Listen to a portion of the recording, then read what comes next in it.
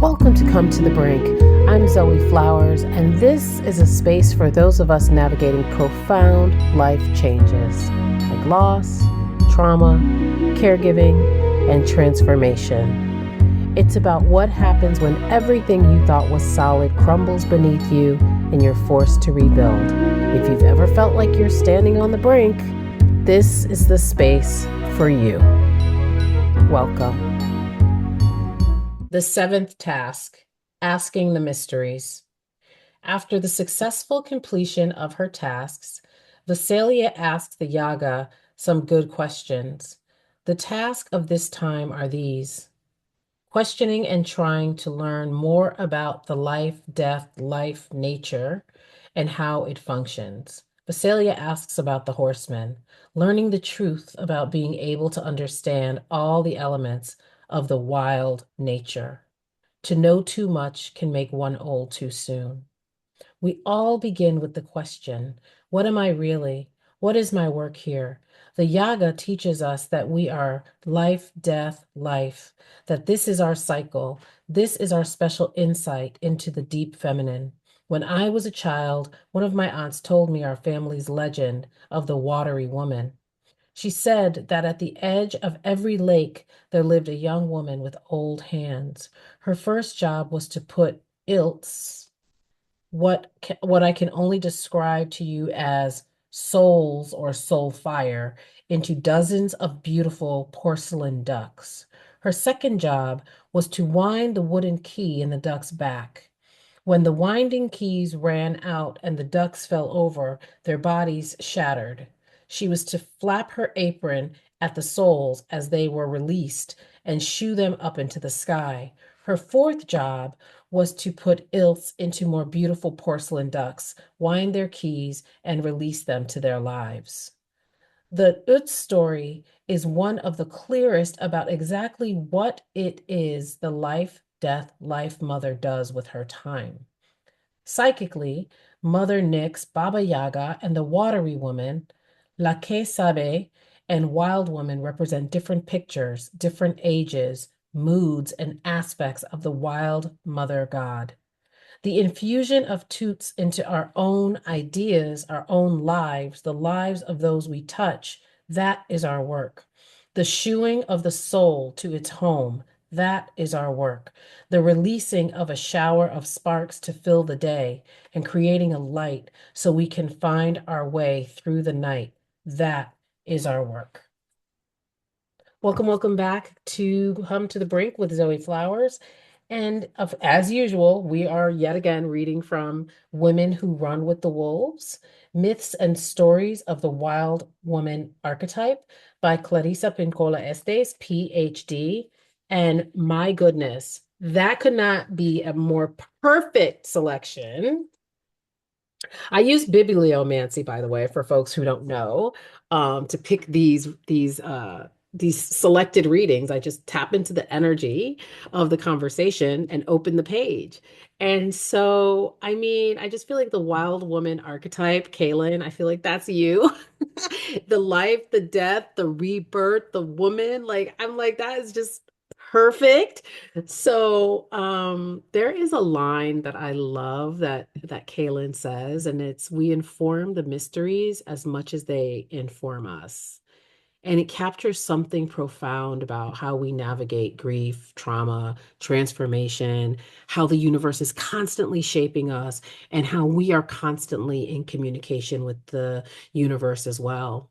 So today I'm joined by another wise visionary and friend, Cayelin Castell, co-founder of Venus Academy, My Star Alchemy, and the former Shamanic Astrology Mystery School. Cayelin's life is dedicated to decoding celestial mysteries and helping people understand that we are a living embodiment of cosmic wonder.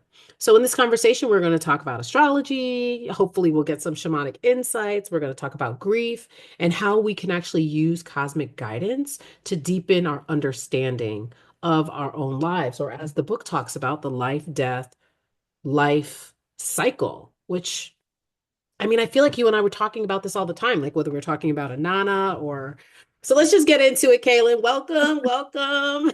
Oh, it's so good to be with you again, Zoe. How I are you? love, I love our conversations. We have so much fun. Right. And so that particular selection about the life and rebirth cycle, like, what do you think about that?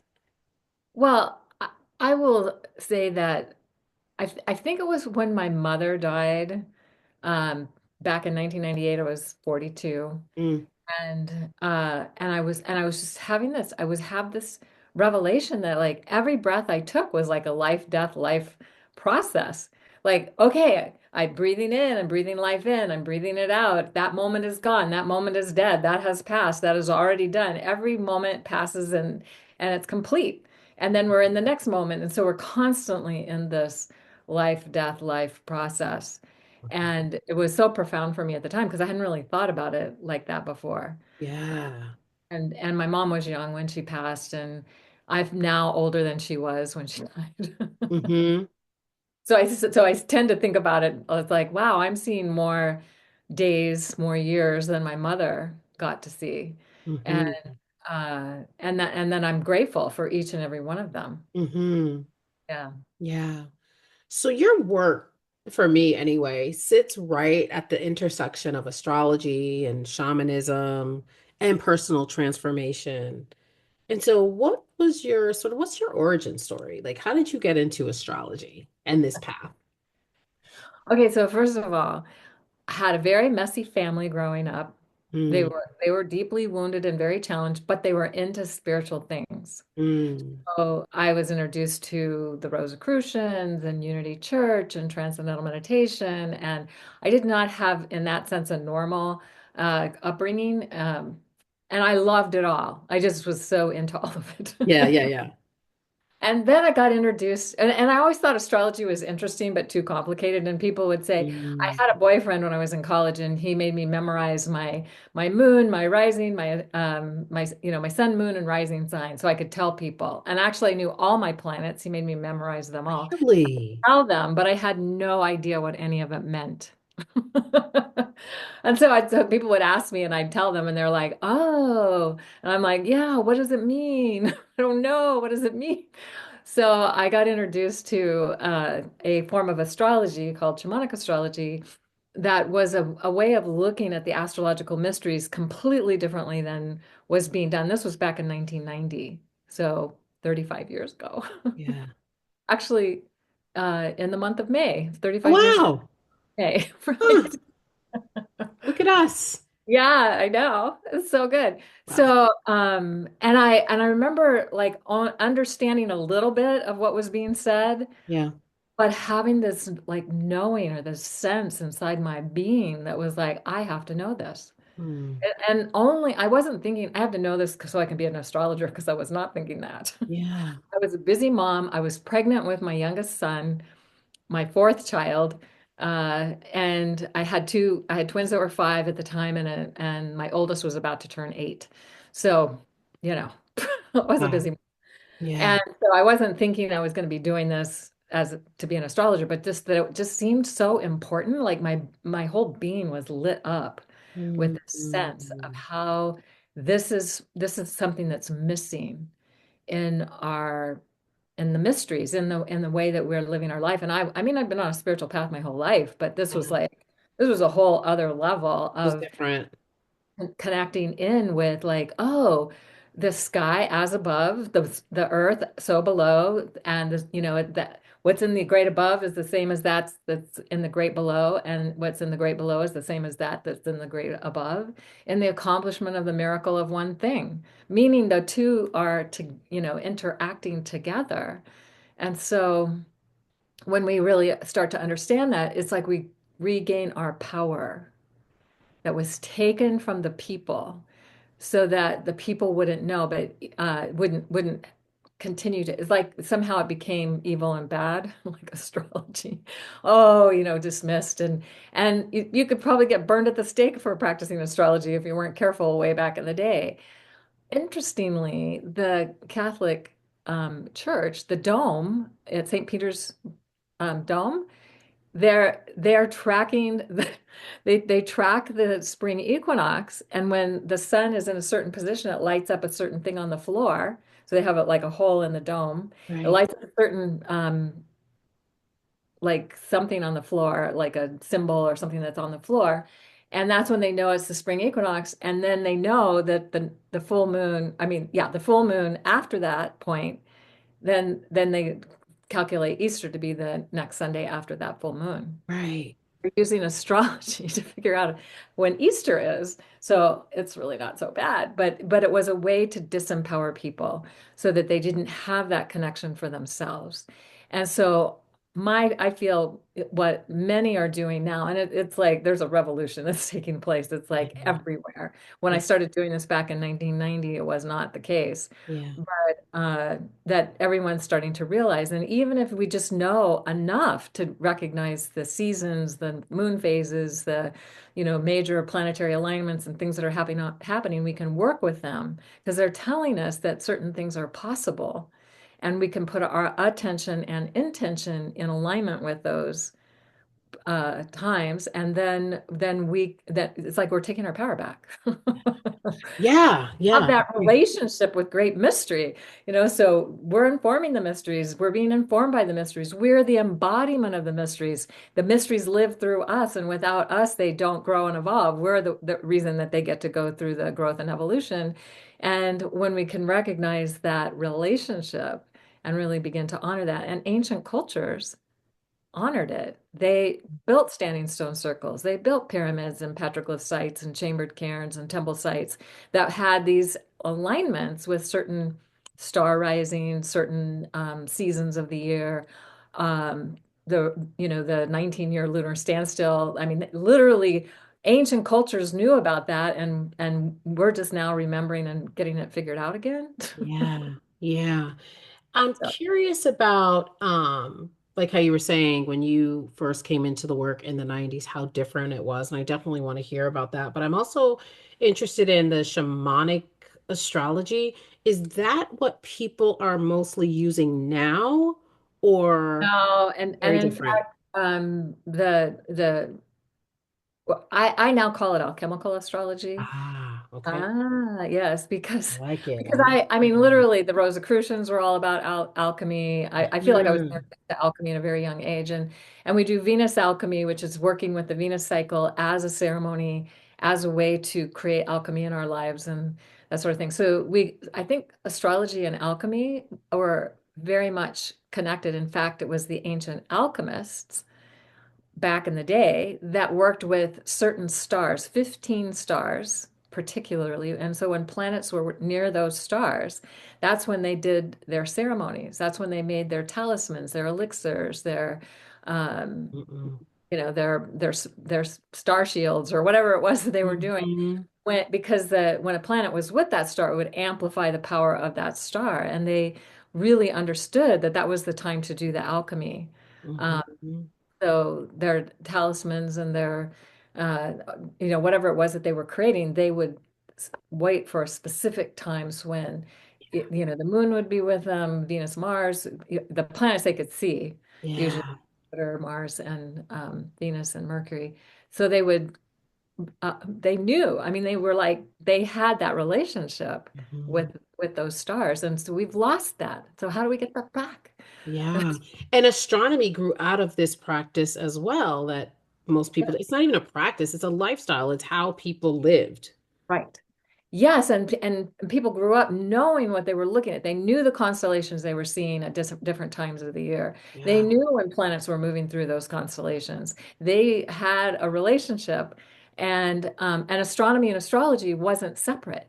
It Mm-hmm. was one thing. It was like Mm-hmm. your astrological understanding was rooted in the astronomy, but Mm-hmm. somehow then they decided to split the two apart or to like see them as two different things. So if we're just looking at the stars, we're just looking at the heavens, Right. and then the astrologers, they're just doing whatever they're doing. Whatever they're doing, some form of witchcraft we're not sure Yeah, about, but we know it's exactly. not good.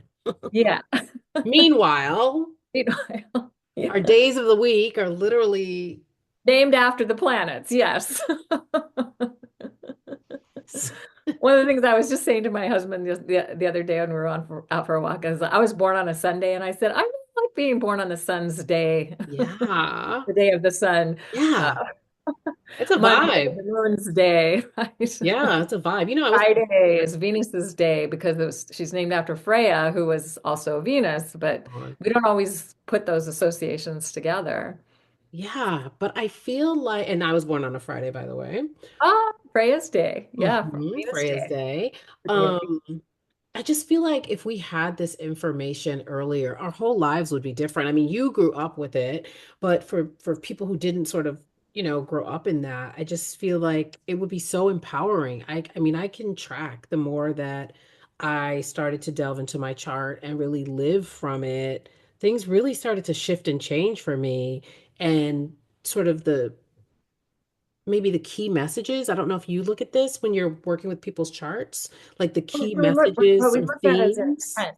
What is the intent? Ah, Not to predict this is how you're going to be, or this is who you are, this is what you should do, because uh-huh, that's limiting. But uh-huh. what we're looking at, if we're looking at the archetypal energy or essence of the signs, the seasonal signs, and as they relate to the stars, the constellations, and they're not the same. They're completely different. And in fact, the spring equinox rises in the head of the fish and will for the next few hundred years. The December solstice is on the cross between the Archer and the Scorpion on the galactic cross near galactic center, which it has been since 1926 and will be till 2070 because they move 1 degree. These seasonal points move 1 degree every 72 years. So it takes a long time for it to shift, so we don't necessarily remember. And what happened was a long time ago, they named the constellations and the signs the same name. So the fish, Pisces, Mm, the water bear, Aquarius, mm, the fish, Capricorn, they named them the same names, forgetting that they move because it takes a long time. It's like 2,000 years that a seasonal sign will be moving through a constellation. And so now we're more than 2,000 years past that time. And so they've shifted a lot. And so, but what happens is that sidereal or Vedic astrologers will say that tropical astrologers don't really know what they're talking about because it's like, oh, Jupiter's not in Gemini because it's not in the twins. It's mm-hmm, currently in the constellation of the Bull, mm-hmm, which is also known as Taurus. So they would say that Jupiter's in Taurus, but it's in the seasonal sign of Gemini right before the June solstice when the sun reaches zero Cancer, we have in the northern hemisphere the longest day, the shortest night, and it's opposite in the southern hemisphere. It's a seasonal experience. So the signs represent seasons, and the constellations are the backdrop the seasons move through over 26,000 years. And that's why we have evolution, because there's a constant growing and changing, and the seasonal signs are being informed by the constellations. The constellations are being informed by the seasonal signs, and there's a working together. So yeah. how do we bring these things together? Because this is the thing that a lot of astrologers just don't get.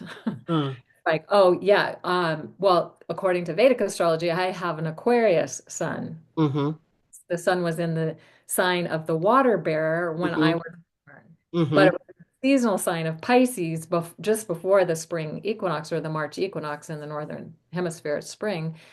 And so that, it's like, oh, and they assign the meaning of the seasons as the same as the constellations. But the thing is that they're growing and evolving. How Right, do we look at that and get that there's this evolution that's been taking place? right.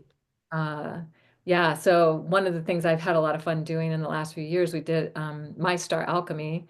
We did a class on the difference between signs and constellations and where the seasonal signs are now and how they're being informed by those constellations. And so what is what could we imagine is the what they're telling us, the story they're telling us at this time. Mm, What's that evolution? But again, we could say it's like astronomy and astrology got split apart. yeah. So astronomers think astrologers don't know what they're talking about, but they do agree that the seasonal point, zero Aries, spring or March equinox, zero Cancer, the June solstice, Yeah. 0 Libra is the September equinox, and 0 Capricorn is the December solstice. Right. And astronomers agree with that.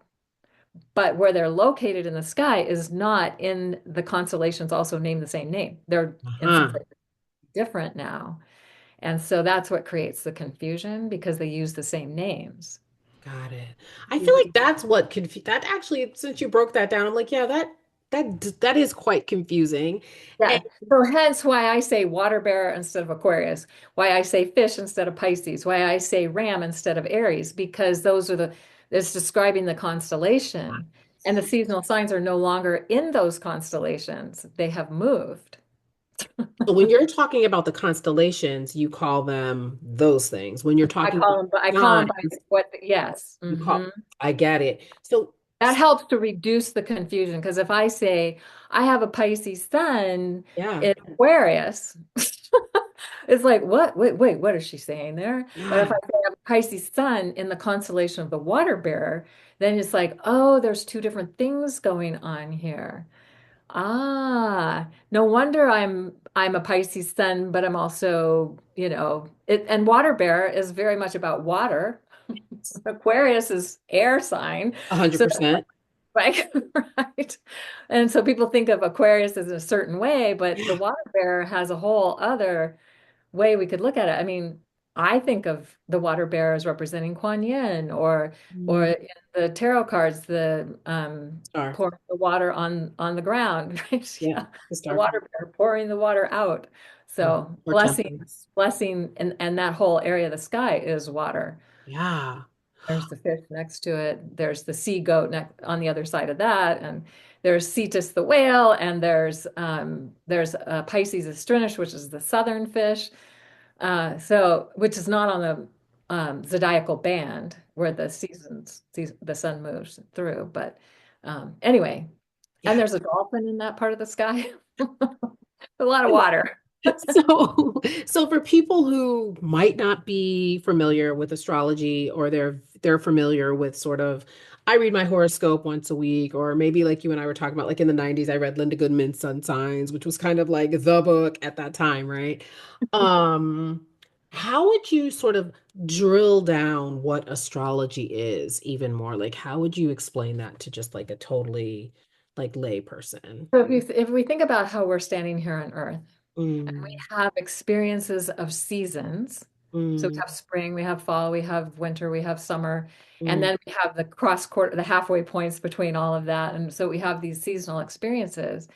Then we could say that's the energy of the season. Well, I call them the seasonal signs. mm, And but we stand on Earth and we look out into the sky, mhm, and literally the stars are talking to us if mm, we're open to listening. mhm, But we got tuned out, mhm, purposely tuned out. mhm, I read this recently. There was a archaeologist who was in Africa with this tribe in Africa, and they were asking him about hearing the stars, and he goes, "I don't hear the stars."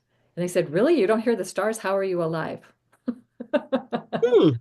Like for them, they just hear the stars. It's like the guiding wisdom of the stars is there for them all the time.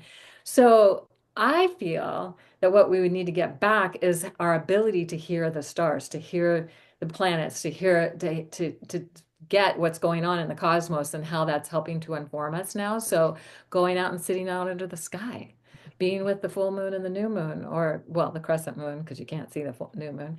But many cultures celebrated the new moon with the first visibility of the crescent moon, Yeah. not at when the sun and moon were conjunct. And so that would be considered the new moon. And many cultures did their big ceremonies for the collective when you could see the moon in the sky, that little sliver of the moon in the sky. So how I guess it's but some people may not desire it. But hey, here's the thing: in ancient times, people didn't watch TV. They watch the stars. They watched the stars. They sat outside, they sat under the sky, they had a profound relationship. Is why they built those standing stone circles and those, um, with all these different astronomical alignments. I've been to petroglyph sites that certain petroglyphs light up in different seasons. And then they would know when it was time to do certain ceremonies based on what part of the panel of petroglyphs was being lit up by the sun. Mm, Like this is how connected they were and were not. yeah, absolutely. So bringing it to sort of us in modern times. So like I said, the more I learned my chart, the more I felt like that I wasn't some crazy flighty artist. Like it was very clear the major themes of my life. I was able to sort of see that through astrology. Um, I wonder about, since this is a conversation about grief, how do you see, like how can astrology sort of help people to move through grief or provide insight into cycles of loss and healing? A couple of things. One is that when we look at the natal chart, we're looking at the blueprint or intent, Hmm. why a person came, what they came to learn about, what they came to investigate, what they came to explore, and to help evolve. And so we look at that as the intent. It doesn't mean you have to do it this way or that way because everything's evolving. Right.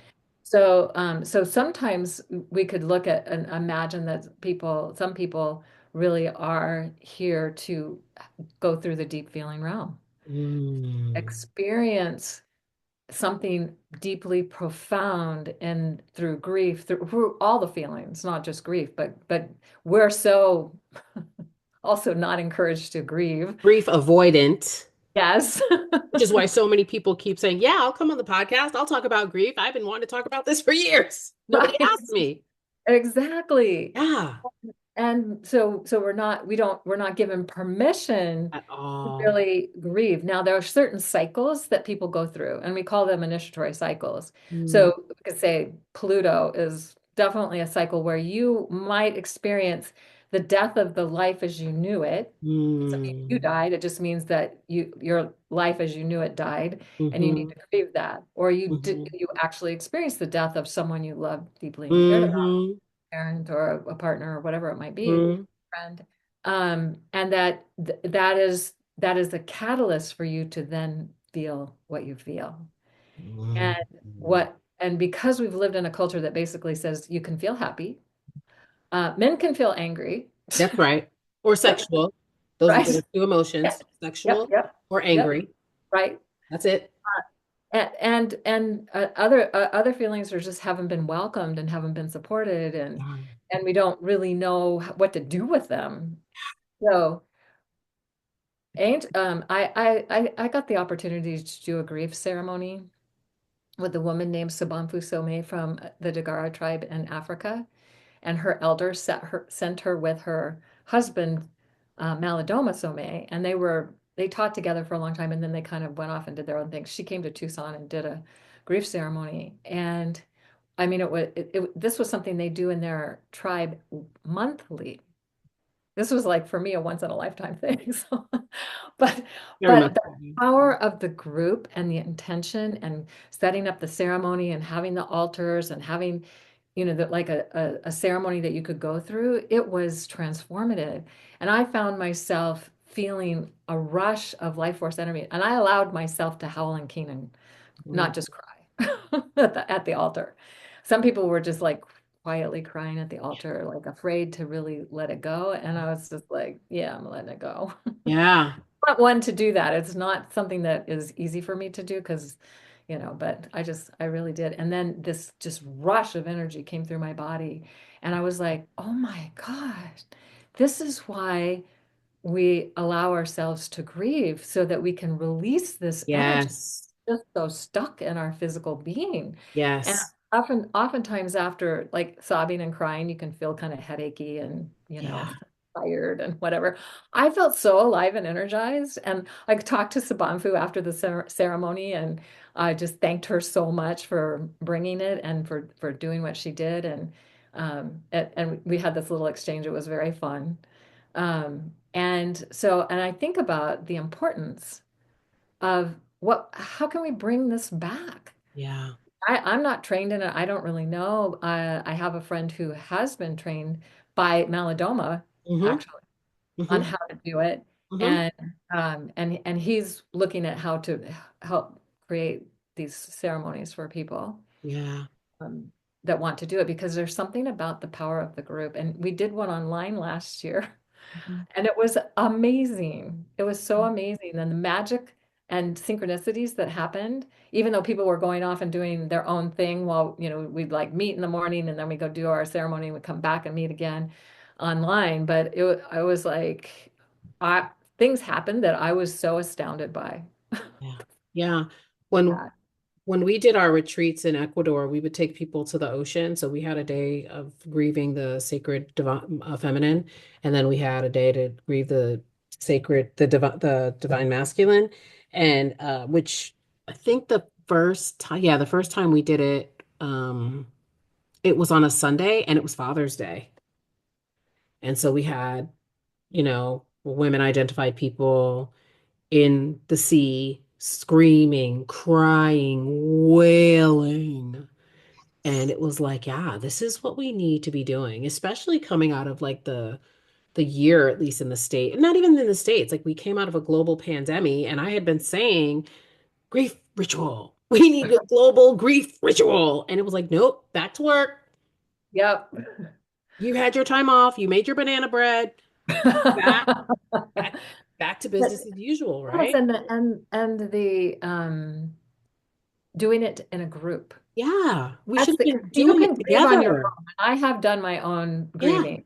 I mean, you can, and there's something to be said for that. Yes. Yes. But doing it in a group is a Yes. whole other story. Yes. It's so much more powerful. The group intention, the powerful field of safety that is created, where you Yes. can feel safe to just, be crazy. And the bearing witness to Yeah, and being bare and that piece, yes. right? One of the reasons I was able to do what I did in the grief ceremony was because Sabanfu told people to go with someone to the grief altar and they would stand behind and hold Yeah. space. Well, I asked a friend of mine to hold me. Yeah. I said, "Will you please hold me because then I'll know I can do this." Yeah. And she did, and we just kind of rocked and howled, and Yes. she wasn't, but she was just holding me, Yeah. and it made all the difference because I felt so safe. Absolutely. I can't remember if we sent people out in twos. We might have, but I just remember there was just a sea of people just, you know, Yeah, releasing, yeah. being releasing. And And to be witnessed and to be and see that you're okay. And in fact, not only are you okay, you probably feel better. absolutely, a Yeah. hundred percent. So Yeah. are there particular astrological cycles that can help like that helped you through grief or I, challenging Pluto cycles are really good for giving yourself Pluto? permission to grieve. Oh, And Pluto's. also Chiron, because Oh, Chiron is the shamanic healer, also known as the wounded healer. But what yeah. are our wounds and what are we grieving around the wounds that we've experienced? And so Chiron cycles are very powerful for that. Saturn can also be because it can be so challenging. Lord knows. You know I got that Yes. Capricorn rising, honey. You know. Woo! Yes, yes. And sometimes we have to let go of an old structure when we're in Mm, so that we can so it's like tearing down the old building so you can build a mm. new, but maybe that old building had a lot of meaning. Maybe Yeah. maybe it had served a great purpose for generations and now it's being torn down so something new can be built and we need to grieve that. There's so many different ways that that could happen. I think any time honestly is a good time, Yes. but definitely if you are in a Pluto cycle or a Yeah. Chiron cycle or a Saturn cycle, and Mm, there's things coming up for you, give yourself permission to grieve. And yeah. if you find somebody to support you in that, or you can find, I don't know, I think there's more grief ceremonies happening these Yeah. days. I At think least so. online that you can find. For sure. Um, yeah, For sure. but or create your own. Or create your own. Invite people. So I want to talk about this because you are always so great about reframing things. So as you were talking about Saturn, and I was like, "Ooh, Saturn, ooh, it's been rough." Which Saturn has, we're not going to pretend like it hasn't. However, I'm so grateful for Saturn and the lessons that you like being a Saturn heavy person. Yeah, I think that it's just that structure, that foundation of Saturn. So I wonder if you could talk about sort of the misconceptions around like, Oh, it's Mercury retrograde. You better not do anything. It's an eclipse. You better not do ritual. Like you're really good at like reframing how we look at the planets and the signs. So I wonder if you could like just offer your like whatever you want to say about that. Okay. Well, I'll reframe Saturn right away because Okay. I feel like that Saturn was co-opted by the patriarchy, dominator culture, and became the image of a god in the sky who's keeping notes Yeah. and keeping track. And if you don't do the right thing, you're going to get punished. Yeah. Yeah. A planet of no. Now I'm gonna have to Yeah. start changing how I talk about Saturn. Thanks, Cayla. I like to think of Saturn as feminine because she most resonates with Capricorn, and that is a feminine sign, Capricorn. And Capricorn has also been like, we could say the shadow side of Capricorn, Yeah. work hard Yes. and all the rules and all this stuff, and which is also very Saturn. But that's not the essence of Capricorn. Capricorn is about how do we create a structure that's sustainable, that requires very little work to sustain it. No. Right. We've been conditioned to believe that we have to keep working hard no matter what. And I actually call it the doing addiction because we've been so, it's like we're constantly trying to prove ourselves to some outside authority, whether that's God or our parents or whoever it might be, to a boss, that we're worthy. And that isn't the essence of Saturn. Saturn's just like, I'm here to hold the structure that is whatever you want to create. And so as a culture, we've created this structure that is more about this uh, like if you're not living a good life, it's because you have bad karma. You've done bad things in the past and you're being punished. And I often would say when I was a kid or even in my young adult years, I would say, why does God hate me? Because I was like, I'm doing everything right. Why is this so hard? And we could imagine that Saturn is about helping us to get aligned with the structure that helps us to Mm. fulfill our life intent, our soul's purpose, why we came to be here. And when we can let go of all of those judgments, the judgments of Saturn, Mm. the judgments of an external God that is like if you don't do the right thing, you're going to burn in hell forever, Mm-hmm. getting past all that. And even if we don't believe that, sometimes we can still be at the effect of it. Because I would notice, I'd be like, oh, I think I'm still at the effect of that, even though I know that that's not true. So it can take a while for us to Mm-hmm. move past that. And that's okay. And not to beat ourselves up or judge ourselves for that either, because Mm-hmm. that's not helpful. So the opportunity with Saturn is to recognize that if we're really attuned to what Saturn is doing, we Mm-hmm. recognize that it's helping us to create structures that are sustainable, that will get the best results for the least amount of effort, and that we can spend the rest of our time playing. This is so yes, this is so accurate because and it's so me because when I was planning my mom's funeral, I just like did everything in like 2 days because I knew that I wanted to rest for like a week. And so I was on the phone with my cousin and she was like, "Wow, you're really like doing a lot." And I'm like, "Yeah, because I don't want to be doing it all at the end. I want to be able to like have dinner with my friends, which I was able to do the night before the funeral. It's like I did all the things that I had to do so yeah, so that I could just like play.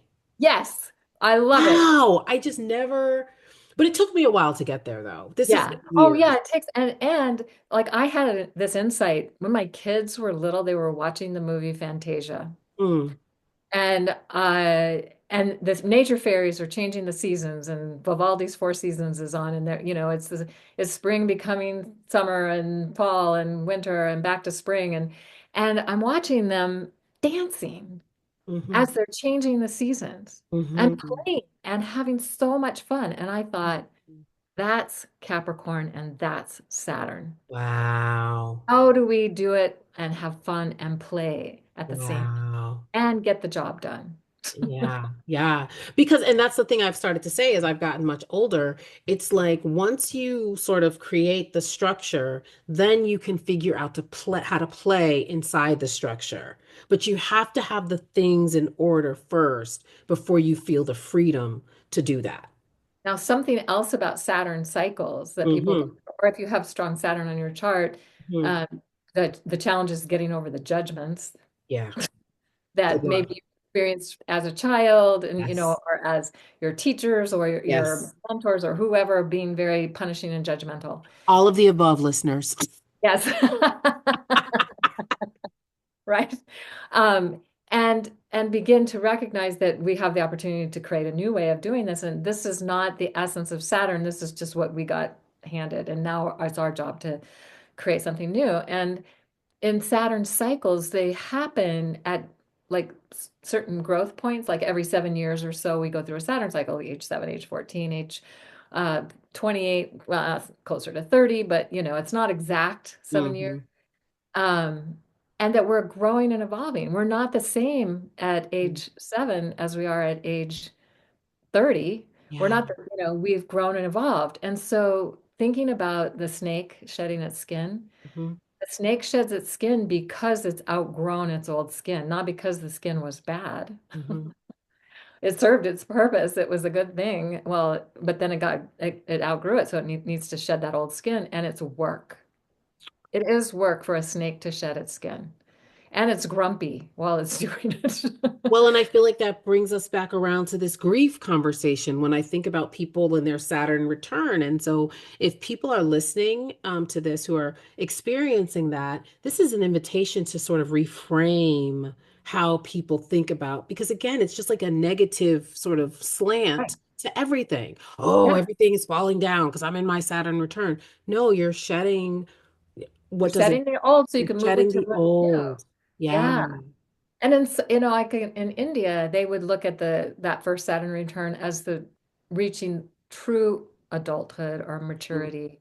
Mm-hmm. That you've gone through all the other, as the student, you've been a student up until that point. Now you're ready to enter the phase of life when you're um, going to step in and take responsibility and do whatever. Now, we don't quite do it that way in our culture. No, because we don't want to get old either. That's another thing, That's true. right? So why would you celebrate being an adult? People are like, Right. Yeah.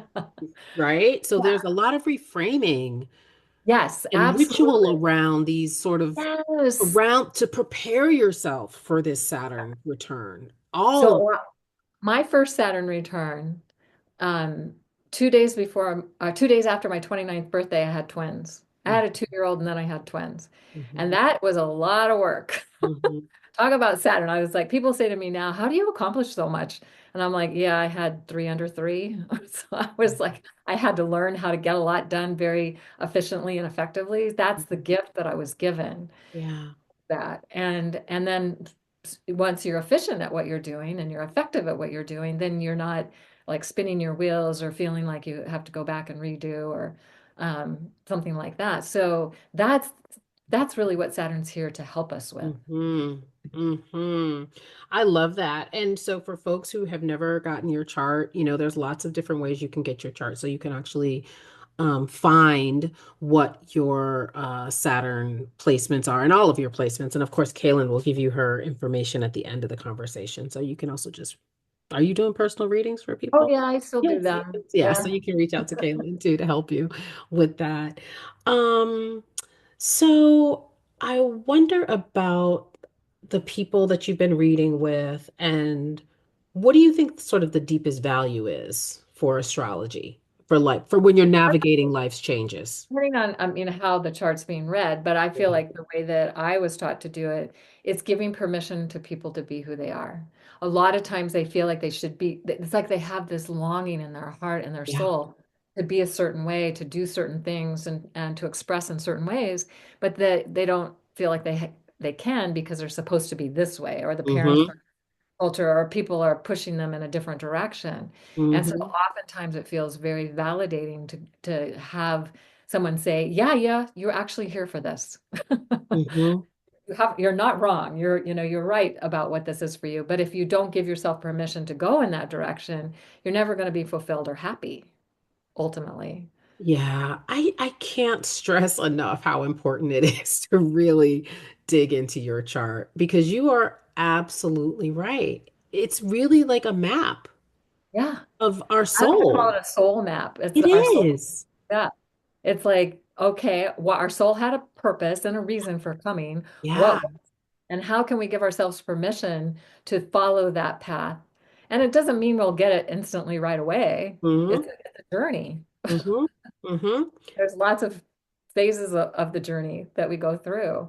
But I have to say, once I understood and I felt like I had been given permission, um, it was like, oh, this makes just so much sense. I 100%. get it.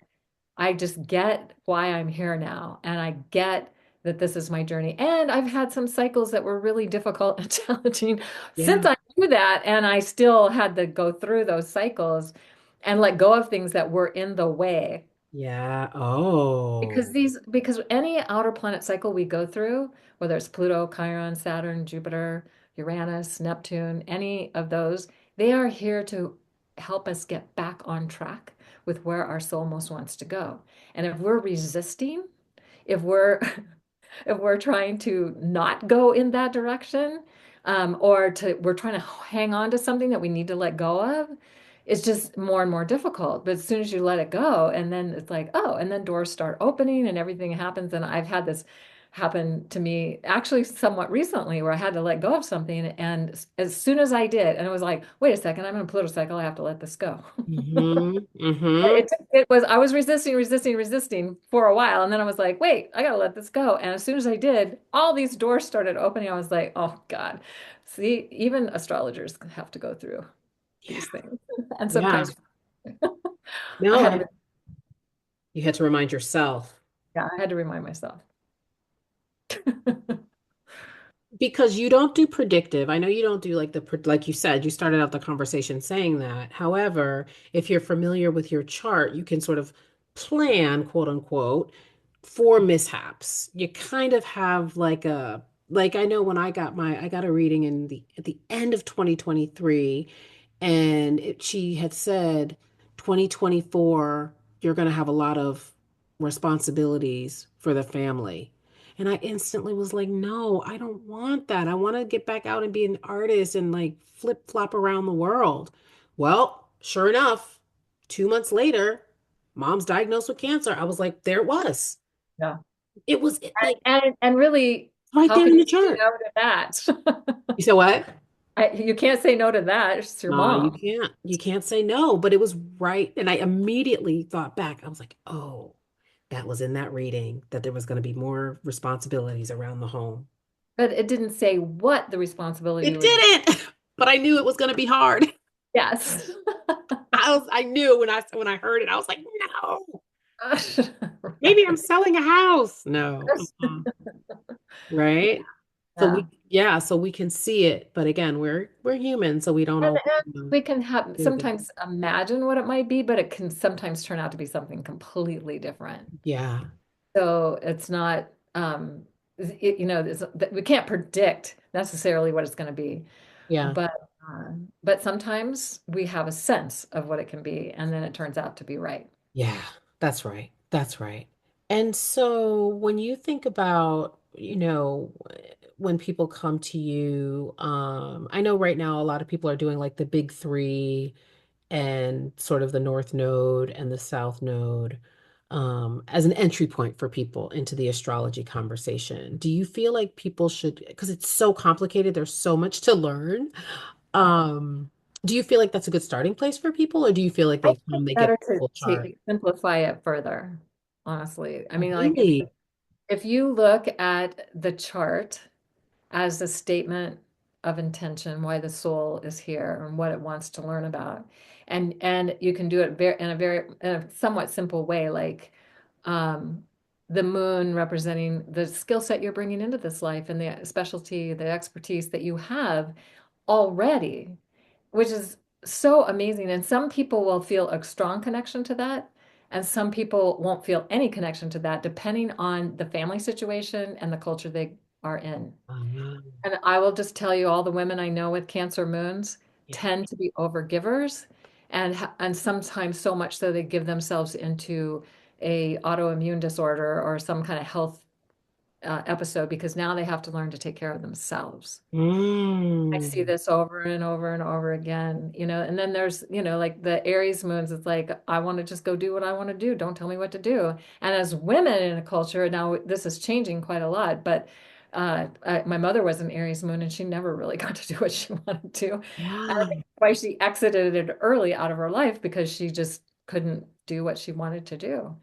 So no, so understanding that can be so helpful to people and to give them it's like you don't want to overdo the moon, but you also recognize that it's the skill set or the expertise that you have that can help you achieve what it is you came to do.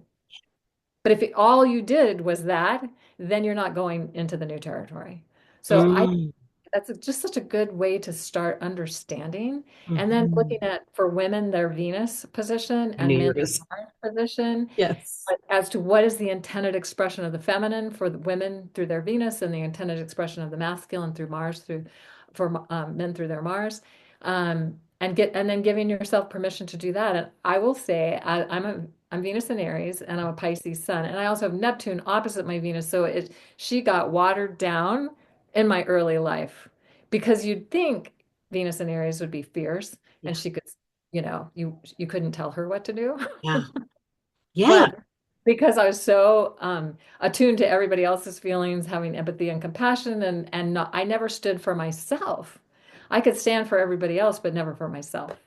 And that really, I just was something I had Pluto squaring my moon a few years ago, and that was when I was in that Pluto cycle I was talking about. And that's Hmm. when I was like, oh wait, I have to stand up for me. I Mm. can't be continually just saying okay to whatever is happening. And I stepped into, I think, my Aries for the first time in the strong way for myself, Yeah. not for everybody else. Yeah. And what I thought I should be doing or Yeah. whatever. Yeah. So Yeah. I get yeah, that. so those are the kinds of things that we can get insight and information about. So just knowing that, and the ascendant, what's rising is the mystery school of current life intent. So whatever is rising at the time that you're born is the new mystery school. Now, sometimes people have moon and rising in the same sign, Hmm. so it's like they have an expertise in that energy. My twins are Virgo moon and Virgo rising. Hmm. They have an Mm. expertise, but they're taking it to a new level. It's like helping it to evolve into a whole new dimension. Oh. What does that mean? How is that going to manifest? How is that showing up? And if they just get stuck in the old way of doing it, that's not going to be helpful. So they chose me for a mom, and I encourage them to do it a new way. Yeah. Right. That is so interesting. So the intent, the mystery. Can you say that again with the rising? So the rising sign is the new mystery school for personal identity or personal sense of self, what you're here to learn about in you, inside of you. So for example, I'm Scorpio rising and I'm a Sagittarius moon. So from the perspective of my moon, going into the feeling realm isn't exciting. It's about expanding consciousness and being on a spiritual path and all of that. That's what my moon loves, Mm. to go into the feeling realm, to Mm. really feel, to go into the places of where you are aligning your will with divine will, so you can manifest and create anything that is going to do no harm to others, but but is something that lights you up and gets you excited and have a lot of passion for. And Mhm. so, giving yourself permission to go with what feels passionate and alive. Mm. That's a big piece, and that's a big important part of it. And I will say in my transcendental meditation days, I felt like there were way too many rules Mm. about what you had to do to get enlightened. Mhm. Well, that would make sense with a Sag moon. Right? Yeah, of And it course. was like I kind of went along with it a little bit, sort of, and then finally I was like, yeah, this is not the way that it's going to work for me. Yeah. Ah, So I gave myself permission to find what lit me up and got me excited yeah. and follow that path instead of the, the other path that I had been on.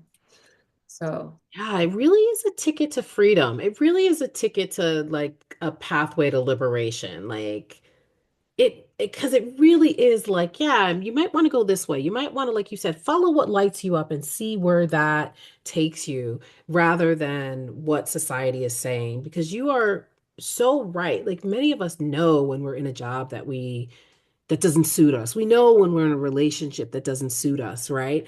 But we're so tapped into sort of what we should do and this and that. Yeah. But the astrology is like, no, hey, your soul kind of, but this is kind of really why you're here. And if you follow it, Right. it'll probably be And okay. magic starts to happen. Yeah, it'll Remember probably when I be started okay. to align with all of this, Mhm. I had recently, this was back in 1990, so I think that maybe the year before, I had been reading Lynn Andrews' book, Medicine Woman, Mhm. and I got done with that book and I was like, I want to live a magical life. Yes. Then this came into my world and the magic started happening in so many ways. Yeah. And yes, I still had hard things to go through. Of And yes, it wasn't course. always easy or fun. Yeah. And yes, sometimes I was like, what the hell? Yes. For the most part, and I can look back now, 35 years later, and I live a magical life. I Yeah, am you do. happier than I've ever. Oh, thank you. Caitlin lives a magical. Yes. Yes. Yes. Yeah. Yeah. And so, I mean, it didn't happen overnight, Right. but I've been on the path for a while and having this understanding and I had to let go of a relationship in order to get into the relationship I am in now. And I would, it's not always easy journey. Mm-mm. Mm-mm. No, it's not. Go to the store, buy the But crystal. when we let go and we trust and we allow and we recognize, oh, I'm in a Pluto cycle, I need to let go of this marriage, or I need to let go of this job, or I need to let go of whatever it might be, this lifestyle. Hmm. It's Hmm. really not serving me, and I need to get to a healthier lifestyle, or whatever it might be. Yeah. Because Pluto cycles are about letting go, allowing something to die or to leave or to be done or be completed. Mm. Um, and yeah, Yeah. it got me to, and both times I went through a Pluto cycle at the end of a marriage. Hmm. On the other side, my life was so much better. But I fought it because I didn't know the first time I fought it. I was trying to hang on like, oh, I made these vows and I have these children and I'm trying to make this work. And then when I finally got to the place where I recognized that no matter what I did, it was never going to work and I let it go, then everything just was like, I felt completely different. No I was matter like, oh, what. now life is, that's also around the time I was saying I want to live a magical life. And suddenly my life is not magical. Yeah. Because you make the proclamation, so now you got to do the thing. Yeah. And anything in the way of it has to be Has cleared to go. and so you can live it. So then there's sometimes often a lot that you have to let go of in order for the space to be created so that you can live the life that you came to live.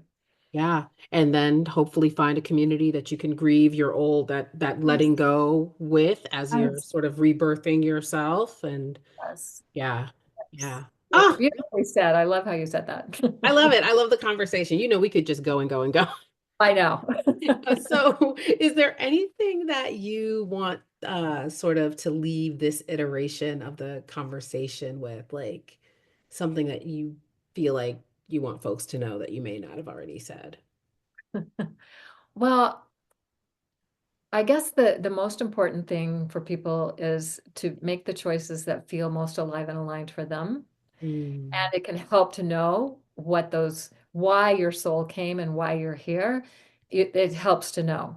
yeah. It also helps to know what cycles you're in, because sometimes you're in cycles that are it's going to take a while for, even if you just want to dismantle everything and create Mm, something, it might take a while. It's like, it's and to true. know that it's okay and to know that you're on track. And I mean, I was in a Pluto cycle, a Saturn cycle, I guess. I was in my second Saturn return some years ago. And I was going through a lot of Saturn because I have Saturn just goes and hits one thing and one thing after another. For 7 years, I was in Saturn. I was Yeah. like third year into it. And I was like, universe, please, can you send me a sign that lets me know I'm on the right track with this Yeah. cycle? Because I felt like I was just so stuck. Yes. And I go for a hike and I find a snake skin. And I was like, thank you for the sign Mm, because talk about Saturn being like the snake shedding its skin. And I was like, that I just, I picked up that snake skin and I flew down the mountain and I put it on my altar and it's still there. Wow. Yeah, yeah. It just goes on. I mean, I know Saturn was in my financial for years. I mean, I was just like, oh my goodness, girl, when are you going to back up off of me? Like, and then when she finally transited, and then I think she went into some, what did she left my financial, and I think she went into my romance. I was like, thanks, girl. But still, like, at least you're off of the wallet. Like, but Right. it was just like grinding, grinding. And like, But I feel like you're oftentimes, yes, sludging yes, through it it. can feel that. That's like it's work to release the old. It's Yeah, work. It's yeah, not necessarily, but when you get there, that's then right. it's just like, oh, I'm That's here. right. I made it. I got to the top of the mountain. Yeah. Look Yeah. how beautiful it is. Everything's so beautiful and alive and Yeah. beautiful. Ah. Yeah. But you got to climb it. Right. Yep. Just like Got to that sea climb. You goat. got to You put got the to work climb in to it. get there. Yeah. You gotta do it. So, how can people get in touch with you and So, I do have a YouTube channel, where I release videos. In fact, you have been on my YouTube channel. how we met? That's how we met. Hmm. Exactly. And at Cayelin Castell, I think is what it is. Okay. You probably search for that and then you can find it. And then I have a website, cayelincastell.com. Also, or celestialtimings.com. Both take you to the same website. Okay. Okay. And so that's probably the easiest Okay. ways. Do you have Um, any schools or courses coming up? I know you're also so doing some. Venus Uh, Alchemy, it just started a new Venus cycle. mhm. And this is the most wild Venus cycle I have ever seen. All the things that are going on with it that align with all the other things that are going on that are so wild in this. So maybe sometime we can talk about that. But just quickly, there's this Aries Pisces dance that's been happening. Neptune just moved into the Aries for the first time in 165 years, 4 years, something like When that. was that? Because I haven't been tracking as much. March 30th. Oh, March okay. So a 30th. couple of weeks. Okay. Oh, Yeah, it wow. goes back Wow. into Pisces, back into Aries, and then and then Saturn and Neptune conjunct for the first time at 0 degrees Aries in thousands of years. Wow. 0 degrees Aries point is considered the alpha point, the beginning point of the astrological signs. Mm-hmm. And 29 Pisces is the omega point. So we have this dance between the alpha omega point. The Mm-hmm. Venus and Mars retrogrades were over this point 3 times. Mm-hmm. Um, and then Saturn's going into Aries for the first time on May 24th Mm-hmm. in 30 years, or almost 30 years, except 1997, I guess. Maybe it's more like 28 years, something like that. Okay. Anyway, and then they catch up, Neptune and Saturn catch up together. Now they catch up every 37 years, but not always in Pisces. It's a long time since, I mean, not Pisces, Aries. Been a Okay. long time since they caught up together in Aries, because it's been a long time since Neptune's, it was like 1860 Wow. something. And it So was in, 1997 was the last time I think it was 1997, the around last, there. somewhere in there. Yeah, So, that Saturn went into Aries, but Neptune went into Aries in 1862, I think was the first time it went into Aries. So it was the last time it first. wow. I know.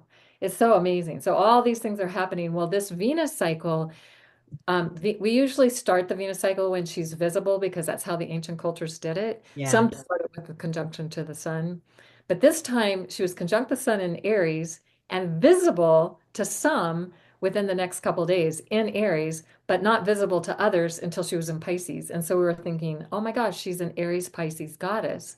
And so we're doing this journey as a ceremonial journey. You don't have to know anything about astrology really to be able to be part of the ceremonial aspect of this Venus cycle that lasts 19 months.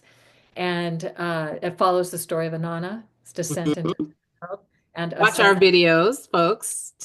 We talk about this at length. Right, right. Yes. Yes, and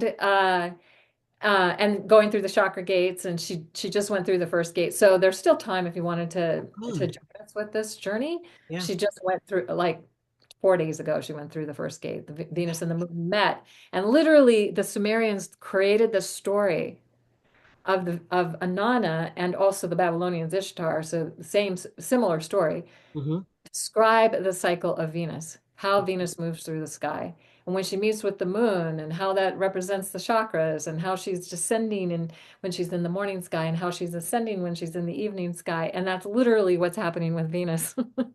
It's just so amazing that that's what's going on. So venusalchemy.com, there's a you could just go to classes or something like that, and you can find the most recent class that's happening. Is it And live? Is it a live class? it's live. So what we do is once a month, right before the next Venus Moon conjunction, we're live. We also have some pre-recorded material on, like, say, the chakras and how to work with them and things like that. But then we focus specifically on each gate and do a ceremonial thing with each For gate. 19 months. For 19 months. Yeah. Well, there's 3 months, 2 to 3 months she's in the underworld. So we don't do classes but we do 16 classes over the 19 months. That's 16 amazing. classes. Yeah, it's pretty Yeah. amazing. That sounds like a lot of fun. I'm going to check It that out. is so fun. And we've been doing this since 2014. So Yeah. we're one of the first to do it. I think we were the first to do it. Wow. And that's a whole other story. But anyway, so that's pretty cool of what's happening. Yes. Yeah. Sign up So for that. if you want to be a part of a great community, we have people that have been with us since 2014. They just love it so much. They keep doing it. And when we have new people come in all the time too. So Yeah. Okay, well, I'm excited because I'm in some kind of Venus cycle, of course. So I definitely am excited to be involved. Oh, yeah, Caitlin, this was so good. I love so astrology good. with you. It's like Always so fun, Zoe. Yeah, so fun. our private conversations that just happen to be on the podcast. I'm taking notes, folks, just so you know. Every time I talk to Caitlin, I have a pen and paper right next to me because it's That's it's it's so good. So I love this conversation, and Caitlin does too. Obviously, this astrological, mystical conversation. And so, like she said, it's important for us to remember that we're not just informed by the stars, but we too inform them with our healing, with our courage, our love. our And intention and attention and our willingness to do ceremony and to show up or to have, to just be engaged. Yeah. yeah, And we're getting back this lost knowledge and this lost way, that it was something that was so present for our ancient cultures.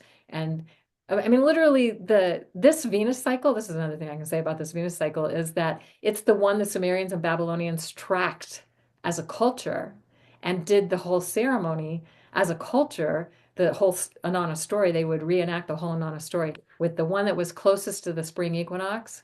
And that happened this year. It just happened. Venus rose right close to the spring equinox. I know.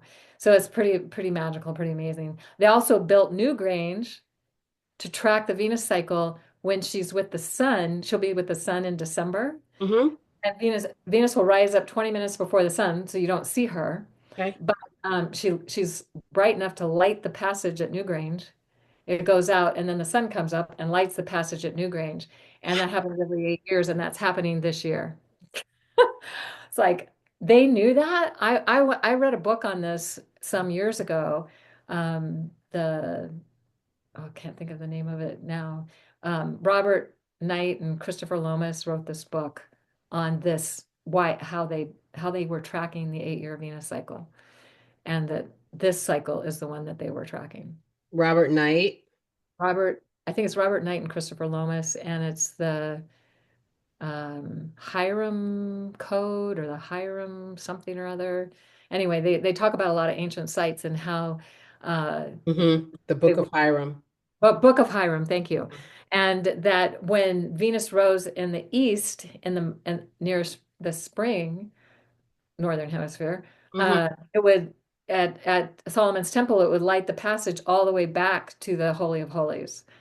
Yeah. And yeah, and so they were tracking that at that Solomon's temple. They were tracking that. Yeah. The Book of Hiram, Freemasonry, Venus, and the Secret Key to the Life of Jesus.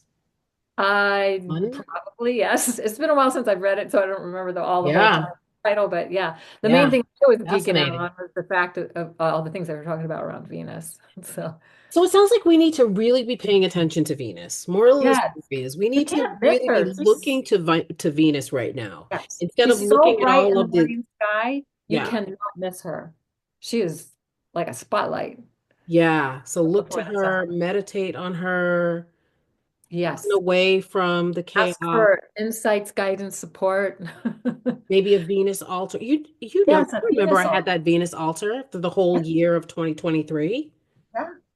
Yeah, Venus altars. That's one of the things we recommend people do when Yeah. they take the Venus class with us and keep a Venus journal as well. Go out and see Venus at the different gates. She just went through the gate that's representative of the release of her crown chakra. And Mm. what that means is that she's letting go of distortions connected to her connection to the divine. So we never don't have our connection to the divine, but we can have distortions or we can have blocks or Yes. limitations. And Yes. that's the part of the story where she's letting go of those things so that she can then clean up and have a better relationship with that when she comes back out of the underworld. Do you have any books on Venus that you've written? No, I haven't written any, I feel but like we need a book from you, Caitlin. yeah. But if you get the whole story, My God. trying to think of the name. It's called Anana, Queen of Heaven and Earth. I think Yeah. um Wolkstein and Shepard. I don't know. I can't remember the other name, but Diane Wolkstein and somebody, Samuel Shepard, I think. Okay. They they they deciphered the cuneiform text. These are the most ancient writings we have of the story of Anana. Mm. So it can kind of give you a sense, but it doesn't tell you how it tracks the Venus cycle. Uh-huh. It tells you That's the story, but not. tells you the story, but Mhm. then we can look at how it tracks. And we've been doing this for such a long time. It's like, so it so tracks Yeah. what's going on. Yeah. And you get a month at each gate. Fascinating. That's what we Yeah. need, though. That's that sort of intense sort of rigor and Yeah. exploration is what we need so that we can understand what's happening because again, so much has been taken from us, so much has been sort of removed. And so we really do need to like delve into this with Yeah. delight. Like I say And to rigorous, but I think mean that a with whole culture would yeah. reenact this story every 8 years as a culture. When Venus was at the spring equinox, when Venus was rising as morning star at the spring equinox. Well, that means there were celebrations that were happening. There was like a whole thing. It was a thing. It was a big thing. Yeah. Yeah. And that got lost. Mm. And that got lost. Now we're getting it back. Now we're getting it back. We're getting it back. Yay. Oh, this is so good. So, yeah, this is a great conversation. Go to Kaylin's website, her YouTube channel. We have lots of videos together. Yeah. So, next week we are going to be delving into something a little bit different. Before this it was Becky Crowell and she had us up in the cosmos and down in the water. Kaylin definitely had us up in the cosmos, down in the water. And on next week's call, we are going to be talking with a healer, another friend, a co-founder of Query, which is a queer theory organization, an LGBTQ advocate for a powerful conversation about standing in your truth no matter what. And so Jeff Gherkin is going to share his journey from childhood sexual abuse, navigating religious shame and secrecy, to embracing his identity later in life through profound spiritual awakening and community advocacy. So, this is just going to be another great conversation. I'm very excited to just tap into this courageous and heartfelt conversation that we're going to have. And so, yeah, thank you all for joining us today. And again, Kaylin gave you all the information of where to find her. Of course, please like, share, and subscribe. Come to the brink. episodes. We drop every Tuesday at 7:11 a.m. and those are our guest episodes. And then our bonus episodes are Mondays or Fridays or whenever I feel like dropping them. That's why they're bonuses. And you can find us on Spotify, Apple Podcast, or wherever you listen. And if this touched you in any way, DM me. Send me a voice note to info@imzoeflowers.com and your story might get aired. And yeah, if you are grieving, find your community. There's lots of online grief circles now because, like I always say, none of us should stand on the brink alone. I Mhm. am Zoe Flowers, and I will see you soon. Bye. Bye.